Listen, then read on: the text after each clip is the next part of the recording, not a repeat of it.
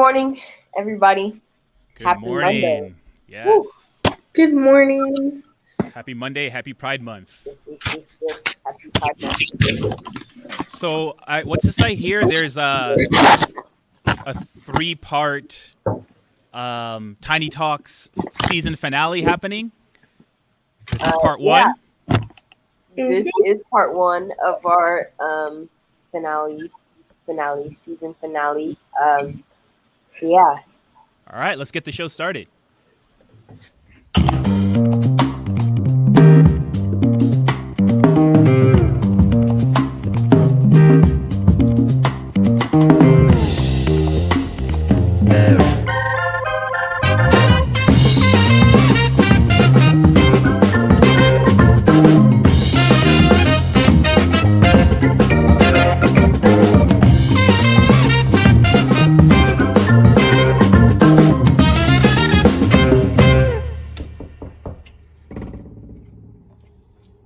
Hello?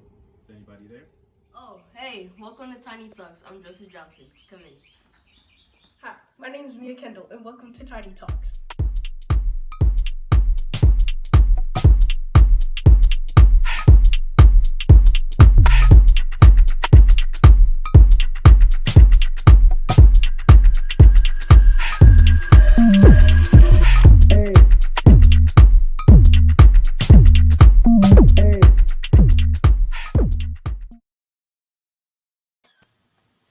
whew. Alrighty. Welcome everybody to our season finale of Tiny Talks. There's going to be 3 parts of this, or 4, I believe. Yeah. Good morning, everybody. Happy Pride Month. Yes. At Impact Academy, we strive to create and maintain a safe space, both physical and virtual, for everyone in this community. All right.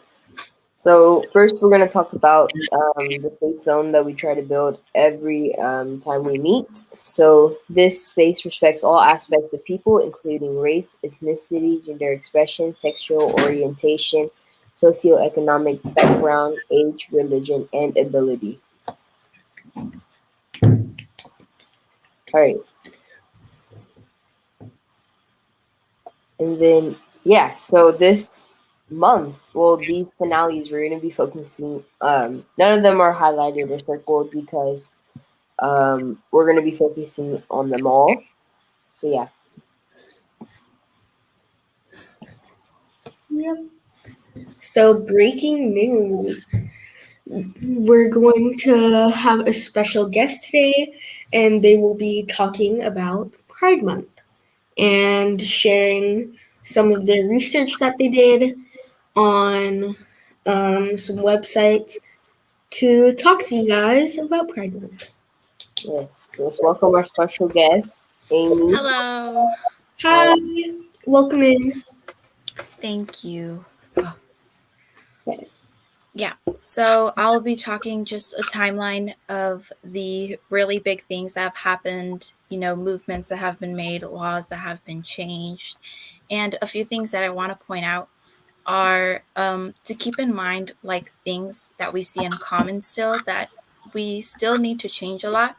And also in this timeline, there's not a lot of mention of, acts on transgender people because it is something that's very vague and there's really small details and I couldn't really put them into, a really big gist. And I just want to mention that there's back then, and especially in 40s, 50s, and 60s, there's a lot of violence towards transgender people and arrests being made towards them. And, as I've spoken before, there is still a lot of violence towards transgender people, especially transgender women of color. So to start, one of the big things was in 1954, a man named Otto Elson ordered postal authorities to seize a homosexual magazine. One, it was USA's first. Later, in 1958, one sues Otto Elson in the Supreme Court and wins the case. Later on, in 1969, it is when the Stonewall riots began. These consisted of multiple jays and since it was such a huge thing, it started to get a lot of media attention. In the 1970s, it was the first anniversary parade of the Stonewall riots. Thousands of people were taking up 15 city blocks in 6th Avenue Central Park. Soon after, many other cities were inspired to parade for gay pride. This included San Francisco, Chicago, and many other huge cities. Another thing that happened in 1970 was a gay couple, Jack Baker and Michael McConnell, became the first gay couple to apply for a marriage license. They were also the first gay marriage license to be denied by the Supreme Court. Another thing that happened in the 1970s was HIV started to spread to New York City and California from other countries.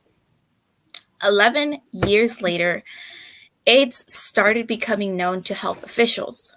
1982 was when the CDC started to speak openly somewhat about AIDS, though it was something that not many news outlets wanted to talk about. Oh, a question. Why were people rioting? People were rioting because the police very much disliked what was happening in Stonewall. It was a very known gay bar, and the police officers, they disliked the idea that there was such a huge community of people that were different from just being straight. And so very often the police raided the Stonewall bar, and one day, the day before the big Stonewall riot, there was arrests towards staff members because there was illegal alcohol. The next day, the police raided again the bar and started arresting transgender people. This was when there was a huge audience, there was a lot of people being arrested, and many people saw it with their own eyes, and they started getting angry. This is when a huge, huge mob became and started surrounding the police. They were throwing bottles, hitting the police, fighting back because the police were disrespecting who people were. The police left, and later in the day, the police came back with stronger things, stronger weapons. They came with gas tanks. But by then, the mob was so huge, which is why they were intimidated. They were intimidated, so they came back with stronger weapons, which made everyone even angrier, because it's like they're just trying to have fun. They're just adults wanting to be in a bar where they feel accepted, and you're taking that away from them, which is why, the riots started to happen. Oh, Joseph, you're muted. Thank you, Amy. That was very good. I have a quick question.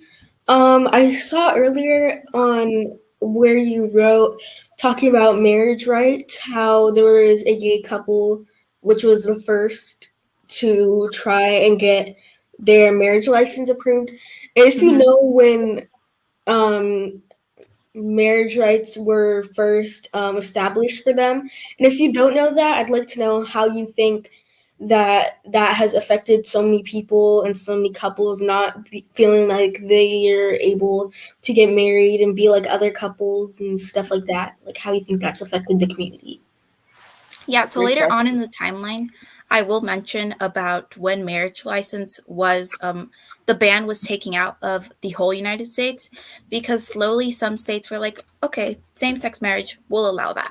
But the issue was a lot of, let's say, the marriage license, that was not allowed. But some churches did allow for you to get married. But also there's a lot of backlash there's this one case where this same-sex couple, they wanted to get a wedding cake. But the, the bake shop, they said, no, I don't want that. You're not straight. You're not a straight couple. I don't want to make that for you. And that case was taken to the Supreme Court, and the bakery, they were allowed to deny, because, they're making it, and the Supreme Court was like, we'll allow that. But it shows how sometimes plans can really be taken away, even to this day, when same-sex marriage is allowed. So back to the timeline. In 1983, New York Times adds AIDS, like the news, to the front page, but it was still something that the federal government decided wasn't important. And by that time, by the end of the year, the country had 4,700 reported cases of AIDS and more than 2,000 deaths. Then in 1985, the CDC started USA's first AIDS prevention plan. Congress dispensed $190 million for research on AIDS. By the end of the year, the US started to take steps towards raising AIDS awareness. But by then, about 47,000 people had been infected with HIV in the United States. And that was a huge jump. In 1986, the Supreme Court took on a case of the LGBTQIA+ community having protection, or as they said, special rights, which was seen as unnecessary by the court. In 1998, it is ruled that same-sex harassment fits into Title VII of the Civil Rights Act of 1964, which prohibits workplace discrimination on the basis of sex, race, color, national origin, and religion. 2 years later, in 2000, the Supreme Court decides that Boy Scouts can prohibit gay individuals to join because homosexuality is part of the organization's expressive message.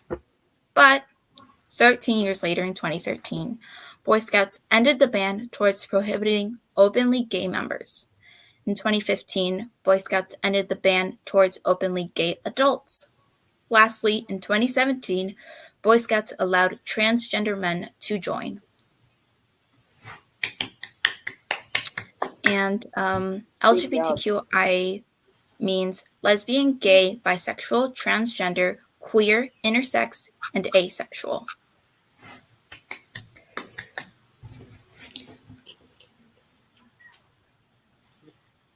Great job, Amy. Thank you. That was very. Oh, sorry. Were you saying something? Yeah, it's just we have one more slide and then we're done. That's okay. In 2015, it was changed that all bans on same-sex marriage in the United States were to be lifted. And in 2020, in a surprising 6-3 decision, the Supreme Court ruled that the LGBTQI+ workers are protected from discrimination under Title VII. This means that LGBTQI+ community workers cannot be fired for who they are. So, yeah. Great job. I have a question. So, what does this timeline mean to you personally? For me, it means inspiration because it can show how much things can change. Because, one really big example is, same-sex marriage. It was something that was banned all over the country, and now it's, all over the country you can have same-sex marriage. And it's just really inspiration to see that you can change laws now. But one of the main things is patience, because it takes years and dedication and passion. That's what I take it as, this timeline. Thank you. And then Mia, do you have a question? I don't have any more questions, but before we start wrapping all this up, I'd just like to say thank you so much for coming and spreading this information to the school and giving knowledge, because I know there's probably not everybody in the school that agrees with the LGBTQ community or think it's okay. But as long as we keep spreading the word or spreading the knowledge about the community, I think it would help people better understand. Even though they don't have to be an ally to the community, they should at least be able to accept the community. So Yeah. thank you for coming. And Yeah. then, a question in the chat, Mr. Brian. He asked, "Can you describe all the different flags, or just tell us about them?" Yeah, so on the I use the same for flags, but there's a version that connects all of these flags together. On the left, there's the pansexual flag and then the transgender flag. And then at the bottom, starting, we have the asexual flag, and all the way bottom right is the bisexual flag. Thank you. And And then here, I have. Oh, go ahead. oh, sorry. So the deeper also meaning of the flag. It was originally a multicolored rainbow flag. It was designed by an artist Gilbert Baker in 1978 in San Francisco. The transgender pride flag, white, pink, and light blue stripes were designed by transgender activist and veteran Monica Helms in 1999. As you can see, the mouse is showing which flags we're talking about. Artist Daniel Kozar combined both renderings to reimagine and redesign the Progress Pride flag in 2018. Thank you for that. And then I have another question. It's been bugging me. Where do you get your resources from? These are Oh, wonderful resources, by the way, because it's a yeah. phenomenal timeline and stuff. So, Thank you. For the timeline, I got my information from history.com/pride. There's a lot of different articles. That was just like a briefly 3 to 4 articles that they've written, but there's still a ton of different, small facts that you've yeah. never known, and they're all pretty detailed. And most of the facts are things you've never heard of, that's why I was so interested in it, because I really wanted to inform myself and then others. Well, you did that and much more because you did an outstanding job, like me and I said. And the chat is saying good job. From the chat, please show some more support for the brave soul of Amy.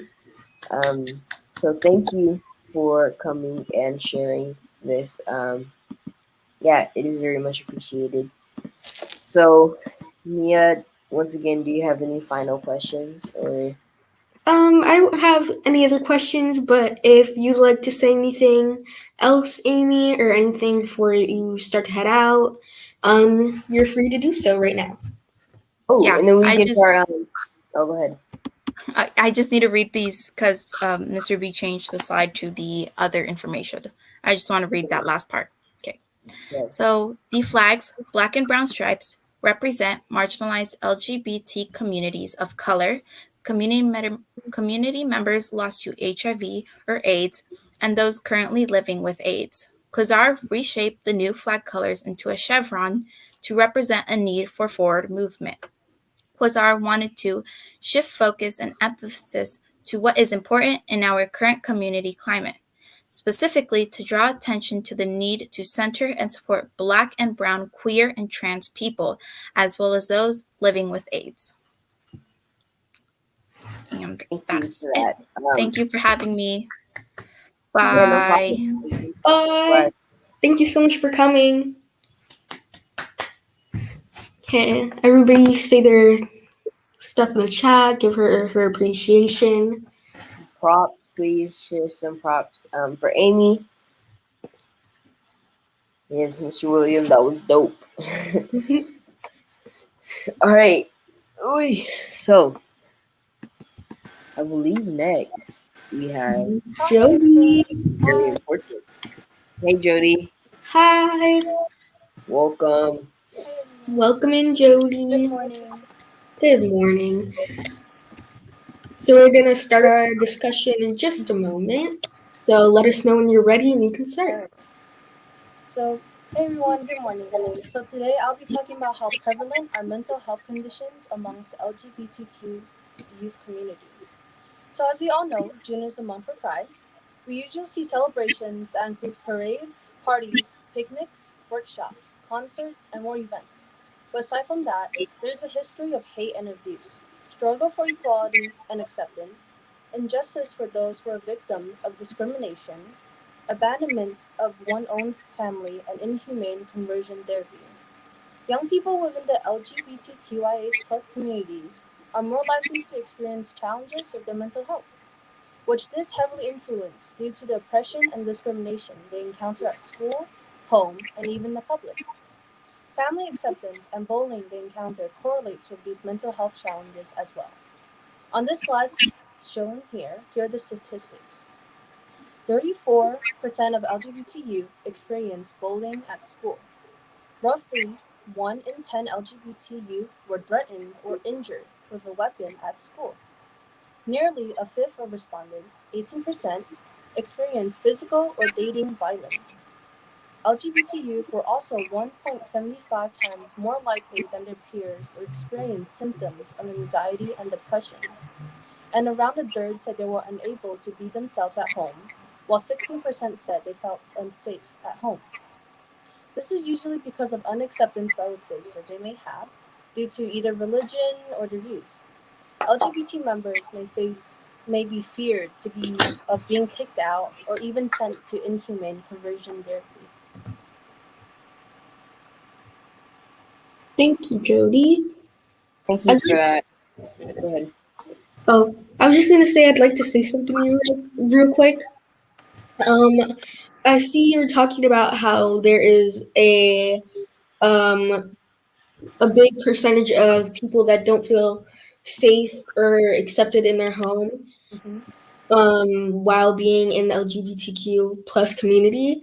And when I hear that, it's just so sad to hear because I know there's a lot of religions that don't accept that, and being in a household that does have that religion and you're being having that put upon you is kind of hard. And I'm not trying to not accept anybody's religion because you're entitled to any of your beliefs whatsoever. But when I think of that, sometimes it makes me kind of sad because what I believe in, even though I do find myself basically Christian, I still think that I still accept the LGBTQ plus community in various communities, even though it may say that it's not okay within the religion. You can't always just follow what it says in the book. Sometimes you have to really realize, and if you are going to not like that community and send hate towards them, at least try to, like I said earlier, be accepting, be accepting, because you don't have to like what they're doing, but you at least have to show decency to them and let them choose what they want to do, which is what I think. Yeah. I totally Good get job, that. Mia. Go ahead. Thank you. And then Jody, I have a quick question. What is this? Yeah. What do you call it? Like, what does this slide mean to you? We try asking that to all of our guests so they can share their own opinion. So, what are like all these? I don't know how to pronounce. I don't even know what I'm saying. Like, what does this slide personally mean to you? Like all the It really facts and gives me stuff. like hope because I'm raising awareness on how common mental health issues are in the LGBTQ plus community, and it's like mental health can be ignored, like part of being healthy, but it is like one of the most important parts as like parts of our lives as it drives most of our day to day life. Thank you. Um, Thank you very much. Jody. Oh, not Jody. Mia, do you have any questions for Jody? Um, Oh, Jody, please share this slide. I Yeah. see numbers. Yeah. So while mental health issues are common amongst the LGBTQ plus community, one does not have to suffer alone in silence. Here are some sources you can use or share to those you know are struggling. The Trevor Lifeline, which is by the Trevor Project. It is the leading national organization providing crisis intervention and suicide prevention services to the members of the LGBTQIA plus community. Then we have the Suicide Prevention Hotline. There are two numbers available, which is the second one is for those who are hard of hearing. And you can text HOME to 741-741 to communicate with a trained crisis counselor. All of these sources can be used by members of the LGBTQIA community and as well as allies. Some other things you could do in support of our LGBTQ members is that if you witness any anti-LGBTQ harassment or discrimination, report it to the authorities. You can also stand up for your LGBTQ friends and voice your support with respect and acceptance. And be supportive of people who choose to come out to you. Thank you so much, Jody, for coming on today. Thank you so much for And having me. of Yeah, I course, was muted. I was muted. Thank you for that. I have a question. You said something about supporting your friends. Can you give us a demonstration or just deeper meaning in supporting your friends through these crises or Yeah, supporting so anyone? like supporting your friends, being like if they choose to come out to you, like don't tell someone else because they've chosen to come out to you. And Mhm. besides that, like sometimes they may fear of being not accepted. So you gotta show them like you're supportive of them. Yeah. And then Smart said, how do you respond to your friends telling you these things? And you kind of cleared it by saying keep it between you guys, but do you have any deeper understanding or anything else? Well, like you should say most likely thank them for like trusting you. Like you have this bond together that they trust you enough for them to come out to you. Yeah. I just wanted to come on here and say, Jody, I'm really proud of you, and also Amy, for you both coming and sharing your knowledge, but your activism, and your support of our community. And just wanted to put it out there that myself and Mr. Key are allies. We are here for everybody in this community, and so if you need a safe space to be able to talk, please reach out to both of us. But also think about your teachers, your advisors, who you feel safe in being able to communicate what your needs are. Don't feel like you are in a place that doesn't support you. Everyone is welcome here. So thank you, Jody, and thank you, Mia and Joseph, for doing this Tiny Talks presentation. Yeah, thank you, Jody, Mia, myself, Amy. Thank you all for coming on the show, showing your support for the LGBTQ plus community. It's very much appreciated. There will be more, because there is going to be a final um, Tiny Talks finale, and that will be Thursday, I believe. So yeah, so I'm pretty sure there's three more, 100% sure. But yeah, so there'll be different things. Yeah, we tried getting what some students wanted to see and kind of including this month into that. So yeah. real quick, I'd like to say I saw something Miss Lay said, so thank you. And my family does support my decision, but thank you for trying to be accepting and value my decisions and my personal beliefs. But also for what she said, if anybody else feels like their family doesn't support their beliefs or their feelings on the LGBTQ, you could always reach out to somebody if you feel like that's something you need to talk about, or just really you shouldn't have to change your beliefs for your family. You should be able to have your own beliefs, and that's something for you personally, and that has a lot to do with a lot of people's identity, their beliefs. So don't let anybody take that away from you, whether it's family, friends, or anybody. Yeah, everyone keep your own opinion and make sure you support it so it gets stronger. Yeah, thank you, Mia, for that. And thank you to, I think it was Miss Lay that said something about that, right? Yeah, you kind of feel it. Okay.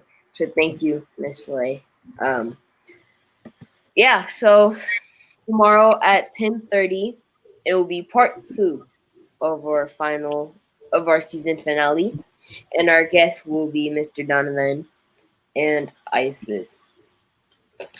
So thank you everybody for coming on to Tiny Talks today, even though it's supposed to be on Fridays, but we figured we'd do something special. So thank you everybody for coming.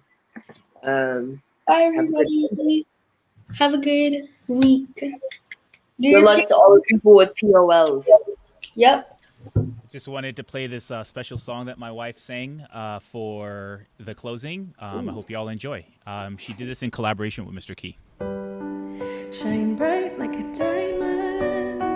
Shine bright like a diamond. Shine bright like a diamond. Find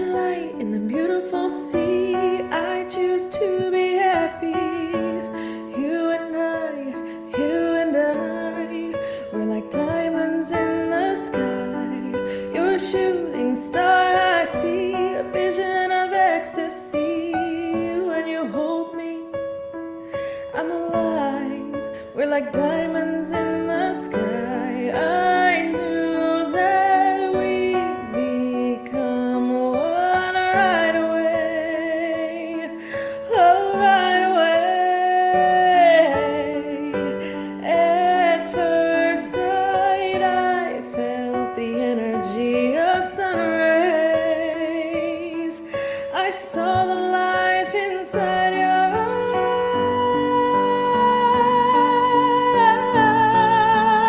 eyes. We're beautiful like diamonds in the sky. I too, so alive.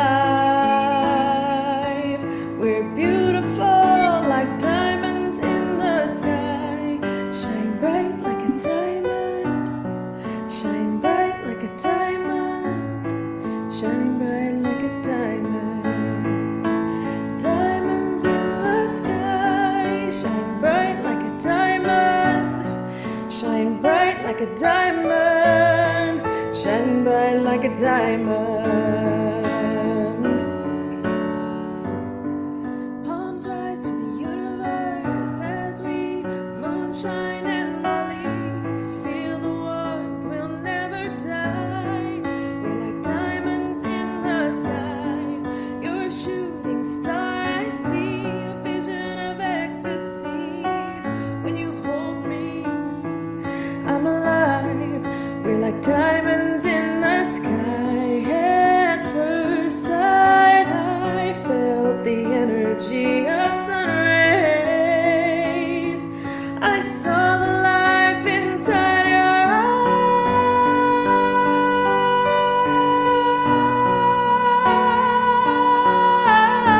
eyes. We're beautiful like diamonds in the sky. I too, so alive. We're beautiful like diamonds in the sky. Shine bright like a diamond. Shine bright like a diamond. Shine bright like a diamond. Like diamonds in the sky. Shine bright like a diamond. Shine bright like a diamond. Shine bright like a diamond. Diamonds in the sky. Shine bright like a diamond. Shine bright like a diamond. So shine bright tonight, you and I. We're beautiful like diamonds in the sky. I too, so alive. We're beautiful like diamonds in the sky. Shine bright like a diamond. Shine bright like a diamond. Shine bright like a diamond. Shine bright like a diamond. Shine bright like a diamond. Shine bright like a diamond.